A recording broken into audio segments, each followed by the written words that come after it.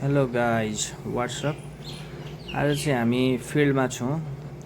आजदेखि चाहिँ हामीले तेक्वान्दो सँगसँगै तेक्वान्दो क्लास सँगसँगै हामीले चाहिँ फुटबलको ट्रेनिङ, तेक्वान्दो ट्रेनिङ त छँदै नै थियो, प्लस त्यसमा हामीले फुटबल ट्रेनिङ पनि स्टार्ट गरेका छौँ। यहाँ देख्न सक्नुहुन्छ, यहाँ चाहिँ हाम्रो ठुलो ग्रुप यतापट्टि हुन्छ, एक दुईजना ठुलो बोइजहरू चाहिँ एब्सेन्ट हुन्छ।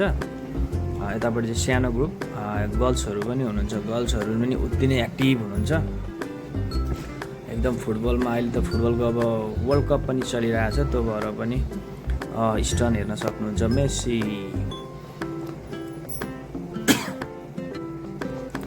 सबैजना एकदमै खेल्ने मुडमा हुनुहुन्छ। अहिले चाहिँ हाम्रो यो वार्म अप सेसन हो, त्यही भएर हल्का कतिलाई पासहरू खेल्न आउँदैन, त्यही भएर ब्यालेन्सिङको लागि चाहिँ पास खेल्ने प्र्याक्टिस गराउँदैछौँ। यसो अब गर्ल्सहरूले चाहिँ प्रायः यहाँ चाहिँ अब मिस्टेक हुँदाखेरि चाहिँ हामीले 2 टच खेलाएको छौँ सानाहरूलाई चाहिँ। त्यो 2 टच मिस्टेक्स हुँदाखेरि चाहिँ यसरी उडबस पनि 5 चोटिसम्म उडबस गराएको छौँ। त्यो चाहिँ 3 टच भइसकेपछि चाहिँ उडबस पनि, त्यो चाहिँ पनिसमेन्ट होइन, त्यो पनि एउटा एक्सर्साइजै हो भन्ने बुझ्नुपर्छ। र यहाँनिर हाम्रो अर्को सेसन सुरु हुन्छ बल कन्ट्रोलिङको लागि चाहिँ। इम्प्रुभ कसैको कोही त अब खेलिराखेकै हो, बानी पनि हुन्छ, कति चाहिँ खेल्नु पनि भएको छैन। अब यही स्टुडेन्टहरू चाहिँ तेक्वान्दोमा पर्फेक्ट पनि हुनुहुन्छ कतिजना, कोही चाहिँ नयाँ पनि हुनुहुन्छ। तर अब यता फुटबल चाहिँ अलिक कम खेलेको कारणले गर्दाखेरि चाहिँ, तर अब हामी प्रायः तेक्वान्दो खेल्ने स्टुडेन्टको त दुइटै राइट लेफ्ट दुइटै खुट्टा अलिक बढी युज हुन्छ, त्यो हुँदाखेरि फुटबलमा अलिक बढी सपोर्ट पनि हुन्छ। यहाँ हाम्रो चाहिँ सानो भाइहरूदेखि पनि हुनुहुन्छ, सानो भाइ। यो चाहिँ अब हाम्रो स्टुडेन्ट्सहरू मेन हामीसँग इक्विपमेन्ट्स नभएपछि हामीले खेलाडीलाई नै एउटा पोल सम्झेर त्यहीबाट बललाई पास गर्न सिक्ने भनेर त्यसरी बनाएको हो। अब बिस्तारै हामी चाहिँ सामानहरू जुटाउनतिर पनि लाग्छौँ, अब वार्डतिर नगरपालिकातिर पहल गरेर अथवा कोही कसैबाट सहयोग लिएर भए पनि। यो चाहिँ हाम्रो हुनुहुन्छ चाहिँ क्लास 2 मा पढ्नुहुन्छ रेसन, त्यस पछाडि हुन्छ रिदम है, एकदम 2 क्लास 3 क्लास 4 क्लास 5 क्लास त्यस्तै हुनुहुन्छ सबैजना। 9-10 क्लाससम्म हुनुहुन्छ। यो चाहिँ आजदेखि चाहिँ हामीले ट्रेनिङ गरिराखेको हो र सबैजना खुसी नै हुनुहुन्छ। अब अहिले फुटबलको लहर पनि छ, प्र्याक्टिस पनि भइरहेछ।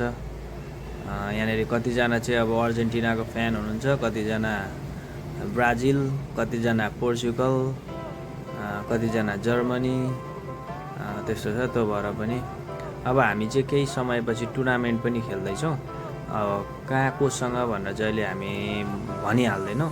हाम्रो चाहिँ टुर्नामेन्ट प्र्याक्टिस पनि हुन्छ, त्यो भएर चाहिँ अब टुर्नामेन्ट खेल्नको लागि अब अहिले हामी चाहिँ तेक्वान्दो स्टुडेन्ट भर्सेस तेक्वान्दो स्टुडेन्टमै हामी चाहिँ के गर्छौँ, फुटबल टुर्नामेन्ट हुँदैछ। त्यो हुँदाखेरि अब हामी चाहिँ त्यसको लागि पनि प्र्याक्टिस गरिरहेका छौँ।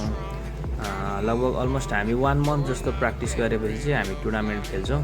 हाम्रो गेम पनि हुँदैछ, त्यही भएर चाहिँ अहिले हामीले ट्रेनिङ सेसनमा सुरु गरे हो। अरूतिरको पनि अब ट्रेनिङहरू भइरहेकै छ। यो पछाडिको अब रेगुलर भिडियोहरूको अपडेट चाहिँ मेरो युट्युब च्यानलमा आइहाल्छ। र हाम्रो चाहिँ अब कोही तेक्वान्दो ट्रेनिङ गर्न इच्छुक हुनुहुन्छ, प्लस फुटबल ट्रेनिङ पनि गर्न इच्छुक हुनुहुन्छ भनेदेखि चाहिँ हाम्रो यस बलिया तेक्वान्दो रोजाङ सुन्दर रहेछ 5 बलियामा छ। ठ्याक्कै बलिया चोकबाट कारवास देख्न सक्नुहुन्छ तपाईँहरूले। कारवासबाट ठ्याक्कै छिर्दाखेरि 2-3 घर अगाडिपट्टि पर्छ। तपाईँहरूले त्यहाँ आएर, नत्र भए चाहिँ हाम्रो बलिया सरस्वती बलिया तेक्वान्दो डोजाङको चाहिँ फेसबुक पेज पनि छ, त्यहाँ हाम्रो नम्बर पनि छ, हामी नम्बर एभाइलेबल गरिदिन्छु। नत्र यसबाट पनि हामी फोन नम्बर दिन चाहन्छु, फोन नम्बर 9814316772। यसमा कन्ट्याक्ट गरेर तपाईँहरू जोइन हुन सक्नुहुन्छ। र हामीले चाहिँ एभ्रिडे हप्तामा ट्रेनिङ, तेक्वान्दो ट्रेनिङ त छँदैछ, हप्तामा 2देखि 3 दिन चाहिँ हामी फुटबल ट्रेनिङ पनि गर्छौँ। त्यो हुँदाखेरि चाहिँ स्टुडेन्ट्सहरूको अलिकति स्किल प्लस स्टामिना प्लस ग्रुपमा कसरी खेल्ने भन्ने कुराहरू पनि सिक्छन्। त्यही भन्दै कोही इच्छुक हुनुहुन्छ भने कन्ट्याक्ट गर्नुहोला। धन्यवाद।